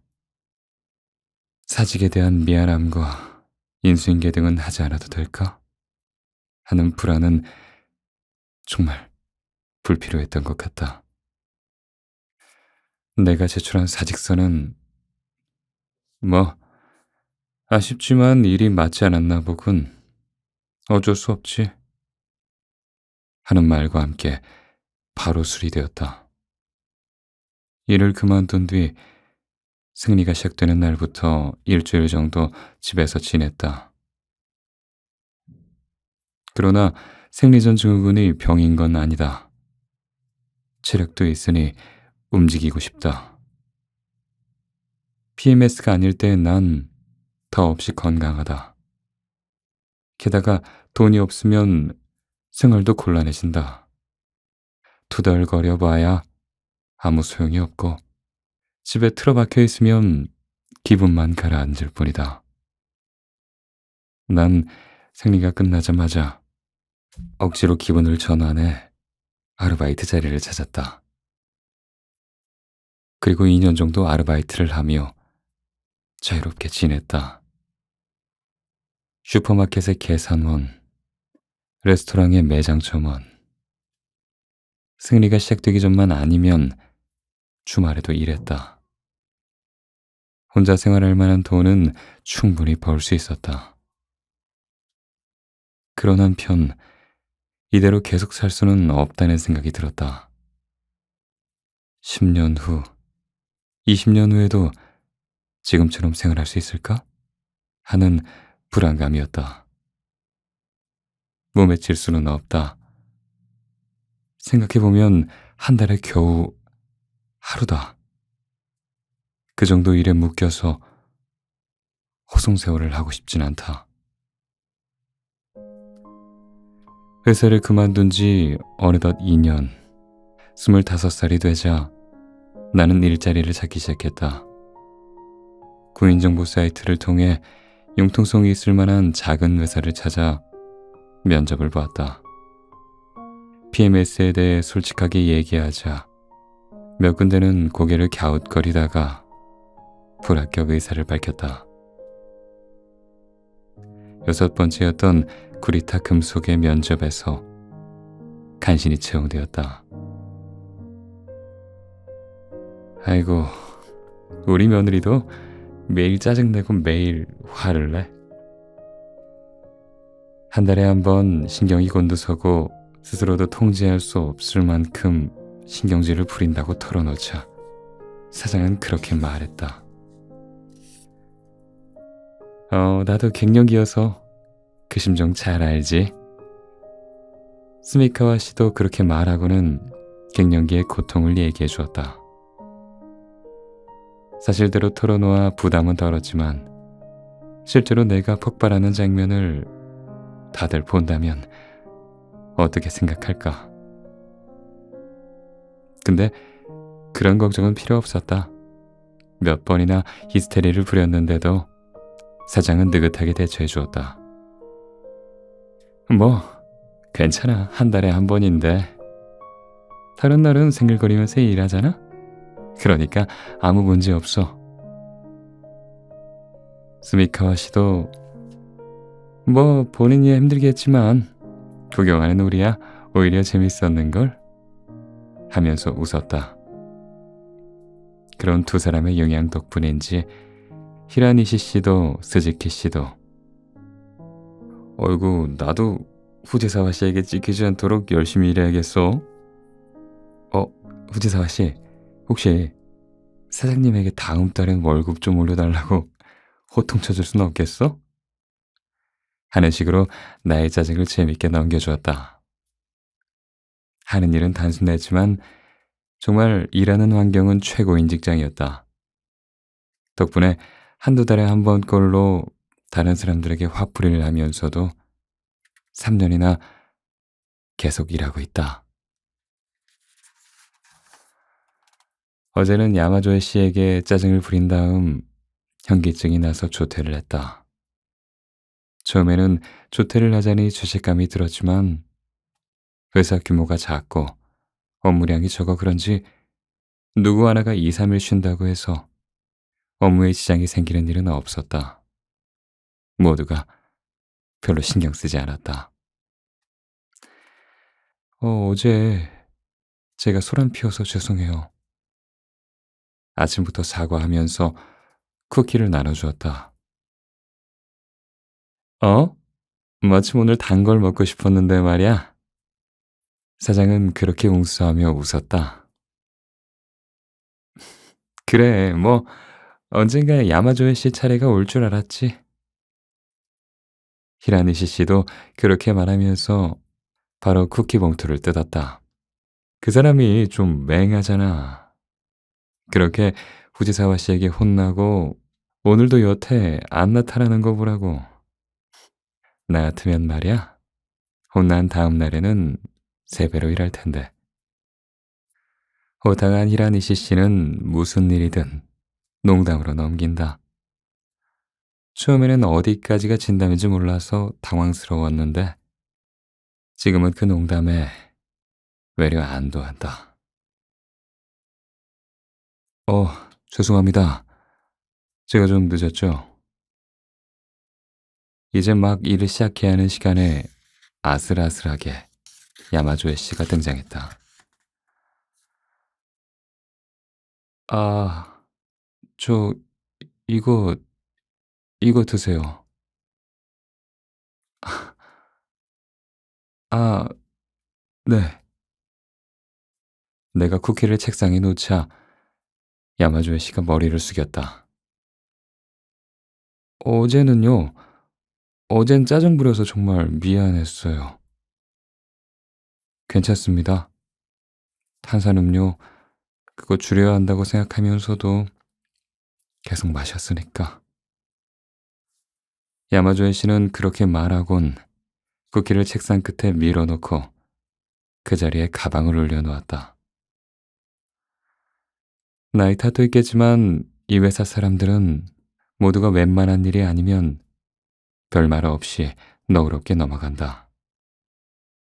하지만 야마조에 씨는 이제 25살이다. 갑자기 고함을 지르고 화를 내서 놀랐을 것이라고 걱정했는데 정말 괜찮은 건지 평소와 표정이 전혀 다르지 않았다. 자자, 오지사와 씨가 화를 낸 다음 날에 과자를 얻어먹는 건 우리 회사의 원래 행사니까 말이지. 그러니까 다들 왔지. 그럼 오늘도 무리하지 말고 별탈 없이 안전하게 부탁 좀 할게요. 사장의 말을 들으면서 나는 내 자리로 돌아왔다. 야마조에 씨는 평소와 다름없이 껌을 씹으면서 전표를 확인하고 있었다. 내 상황을 설명하는 편이 좋겠다고 생각했는데 그럴 필요는 없을 듯하다.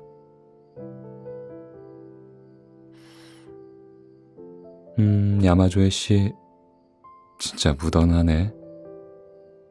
스미카와 씨의 말에 나는 고개를 끄덕이며 대꾸했다. 그러게요. 다행이죠 뭐. 컴퓨터를 켜고 일을 시작한다. 오늘도 5시까지 열심히 일해야지. 어제 패를 끼친 만큼 메워 놓아야지. 그렇게 나는 21번 내쉬고 전표 정리를 시작했다. 11월도 하순에 접어들자 가을의 끄트머리를 건너뛰듯 추운 날이 이어졌다. 아, 이렇게 날이 추우면 이런데 청소하기가 좀 싫어진다니까. 스미카와 씨가 온수기 옆에 싱크대 주변을 닦으며 그렇게 말했다. 낡은 싱크대는 매일 빈틈없이 청소를 해도 물때가 끼어있다. 남자들은 이래도 괜찮나 모르겠네. 저도 별 상관 없는데요. 정말? 내 말에 스미카와 씨는 의심스럽다는 듯 되물었다. 혼자서 하니까 뭐 청소기도 일주일에 한 번 돌리는 정도죠. 그 정도예요. 꼼꼼한 사람으로 여겨지는 일이 많지만 나는 의외로 대충대충이다. 꼼꼼하다는 말을 들으면 사람들 눈치를 살피는 나약함을 지적당하는 것 같은 느낌이 든다. 대충대충 해낸다고 여겨지는 정도가 딱 적당하다. 사실 사흘에 한 번은 청소기를 돌리지만 조금 과장되게 일부러 그렇게 말했다. 나는 매일 돌려야 되는데 남편이랑 아이들이 얼마나 흘려대는지 참. 퇴근하기 전 나와 스미카와 씨 둘이서 사무실 청소를 한다. 누가 시킨 것도 아닌데 달리 할 사람도 없고 일거리가 많은 것도 아니어서 알아서 하고 있다. 또 화장실 청소는 손이 어른인 스미카와 씨가 하면 왠지 미안한 마음이 들어서 내가 하고 있다. 응? 마지막으로 화장실 바닥을 닦는데 무슨 약이 떨어져 있었다. 알루미늄 포장지에 담긴 두 알이었다. 누구 약이지 싶어 약 이름을 보았다. 알프라졸람. 이게 무슨 약이었더라?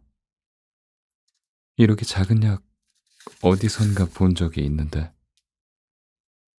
약을 쥐고 사무실로 돌아가자 야마조에 씨 책상으로 후다닥 뛰어가는 사장과 스미카와 씨가 보였다. 괜찮습니다. 쭈그리고 앉아있는 야마조에 씨의 맥없는 목소리가 들렸다. 괜찮기는 이렇게 땀을 흘려야 되는데. 스미카와 씨가 수건으로 야마조에 씨의 얼굴을 꾹꾹 눌렀다. 아, 죄송합니다. 가벼운 빈혈이에요. 금방, 금방 나아요. 쭈그려 앉아있는 핏기가 가신 얼굴을 하고 있는 야마조에 씨. 주머니와 가방을 뒤적거리고 있다. 그런데 손이 떨려서 제대로 움직이지 못한다. 그 모습을 보고 평소에는 말이 없던 스즈키 씨도 걱정스러운 표정을 지으며 자리에서 일어났다. 좀 일단 눕는 게 좋지 않겠어? 괜찮아요. 그렇게 대답하는 목소리까지 떨리고 호흡도 가쁜 것 같다. 가만히 있으면 좋을 텐데 야마조에 씨는 가방에 든 것을 바닥에 꺼내기 시작했다. 이런 상황에 뭘 찾고 있는 거지? 아무튼 무리하지 말고 누워야 한다. 그런데 아, 그렇구나. 약이었다. 그는 약을 찾고 있는 것이다. 갑자기 기억이 났다. 알프라졸람은 PMS로 다니던 병원에서 처방받은 적이 있는 약이었다. 잠이 쏟아져서 그만 먹기로 했던 바로 그 약. 나는 화장실에서 주운 알약을 야마조에 씨 손에 쥐어주고 컵에 물을 따라 건넸다.